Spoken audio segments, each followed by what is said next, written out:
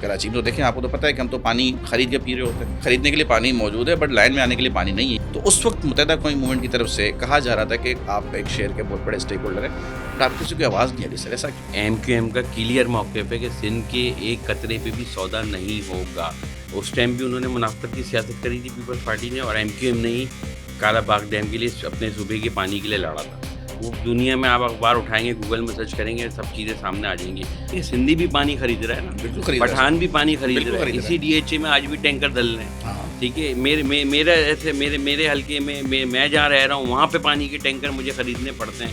تو بھائی کیا اللہ نہیں دیکھ رہا؟ کچھ دن پہلے میرے پاس ایک مہمان تھے, ان کا تعلق جماعت اسلامی سے. ان کا کہنا یہ ہے کہ پاکستان پیپلز پارٹی کے ساتھ اس وقت جو ہے وہ جو شراکت ہے کراچی کو تباہ کرنے میں, وہ ایم کیو ایم نے کراچی ٹھیکے پہ دیا ہے پاکستان پیپلز پارٹی کو. میں ان کی بات نہیں کرنا چاہتا. میرا U C chairman, town chairman بھی جماعت اسلامی کا ہے, برا حال کر کے رکھ دیا ہے. 3 مہینے سے 2.5 ارب روپے لے کے, تقریباً لگ بھگ 2.5 ارب روپے سوئی گیس نے دیے ہوئے, لے کے اکاؤنٹ میں بیٹھ کے اس سے انڈے بچے دلوا رہے ہیں.